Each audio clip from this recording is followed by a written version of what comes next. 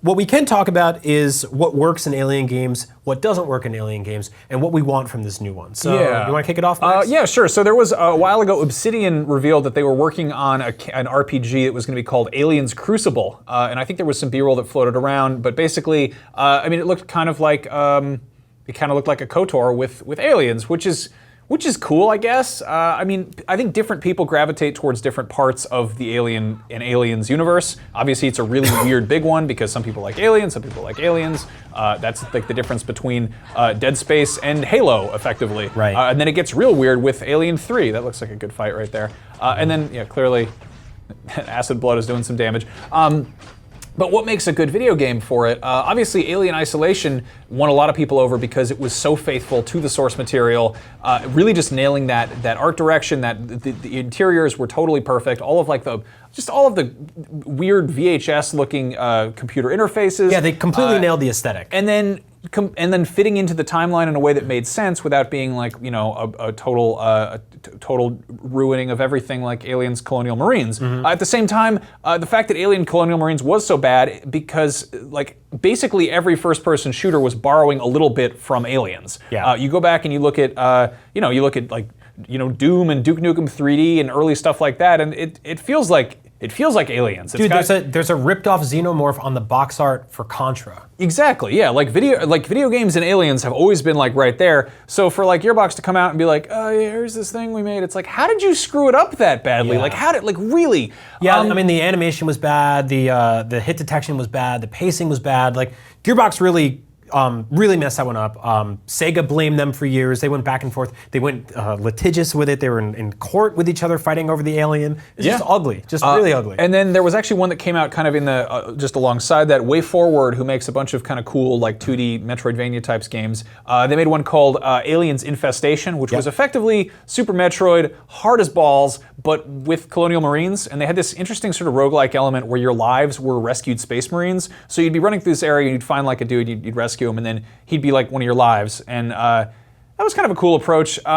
We've both been super hardcore into Bloodborne lately. Yeah. You've played it a bunch of times. You're actually replaying it. Yeah, I just totally started playing it this last weekend. It was weird because I texted you on Saturday and I was like, hey, I started playing Bloodborne again. And you're like, I'm downloading it now. And I'm like, that's awesome. Yeah. Because I didn't think you would ever really stick with a game like, or jump into a game like this because it's terrifying and it's really hard and it pushes back a lot. Well, honestly, it's kind of funny. That's sort of my relationship with Alien. With Aliens. Like I remember seeing trailers for Alien 3 on TV when I was a kid and just being like having nightmares, being utterly terrified and just being like, but at the same time like weirdly fascinated and being like, I mean, Kenner put out the original kind of Gorilla Aliens figure, and I was like, that thing is so cool, but I'm scared of it. And my friend Marty, not the one who works here, different Marty, had the toy, and he'd like scare me and chase me around the house with it. I'd be like, don't get that away from me, because I was like a wussy little kid. But then as I got older, I was like, I need to go back and get into Aliens, and I got really into Aliens, and I love Aliens. It's weird because I've actually loved that series longer than I've loved Star Wars. Right. So it's frustrating to see it kind of exist in this odd space where even Ridley Scott, I feel like, misses the point of what makes that series. He's like, the Xenomorph can come or go. I really want to focus on the AI. I wanted to give a quick shout out to Aliens vs. Predator, which I forgot about, but came out in 2010. It was made by Sega.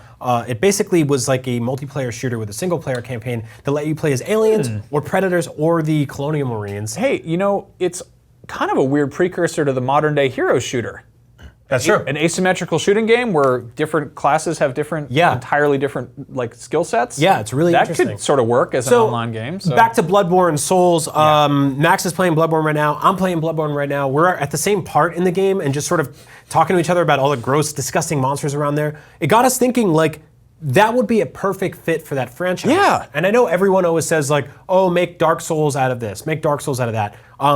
Bloodborne meets Alien is so smart because of the way aliens work. They can effectively impregnate or infect anything, which gives you a wide palette of disgusting, awful, dripping wet nightmare monsters to create. They're also deadly as hell, so they can tear your face off, they can burst out of your chest, you have jump scares, you have small-scale enemies and face huggers. It's this really tight balance between horror and action, which is exactly what the first two Alien movies are. Right. I mean, even the original 4 of them. So like maybe you do something with that, and I love the idea of just also the environment you're being in just being utterly terrifying. I mean, the alien hive is like, You're like, oh, we're in a hallway, oh, there's acid melting through the floor. This is a very bad place and we should go back. But like, what if you had to keep going and you had to keep digging through it? And That's I don't right. know. And with games like The Surge and Neo, which were released last year, we got to see the sort of Soulsborne genre kind of move into different directions that we'd never seen before. One of them being this kind of used future post-apocalyptic, almost Fallout-looking thing, and the other being, you know, samurai feudal Japan. There we go. Yeah, what if Perfect. you get like, I mean, like, give me like a power loader. So, and you can fight the aliens with it. Ben Nicholas, who is a concept artist, actually put this on Twitter. Casey Lynch, who used to be the editor-in-chief at IGN, tweeted this out this morning. So let's take a look at it. This is his sort of concept for what a Dark Souls alien game would look like. So I have a few little nitpicks here. Shout out to I think Ben. the queen is much too big, but it's also very scary, Yes. which I like. Also, I like how The that man might be very small. Yeah, the Onion Knight also. What's that guy's name? The Onion Knight? I don't know. But his whole thing, he does kind of actually look like an original alien spacesuit. Yeah. So that's really cool. Yeah, so I don't know. Let us know what you want to see from the next Alien game. Obviously, it's being made. Do you want an MMO? Do you want Destiny with aliens? Do you want a top-down shooter? Do you want a side-scroller? Do you want Soulsborne aliens like we do? Let us know. Tweet at us. Use the hashtag up at noon or leave a comment. Aliens and Bloodborne. It goes together like peanut butter and acid. I didn't think that one through. If you like more stuff about aliens, you'll love this video we did about terrifying space sounds. They're out there right now. You just can't hear them. Listen. Shh. There. Just watch the video. After that, Thomas Jane broke down the plot for The Predator. It got weird. Take a look. Up at noon.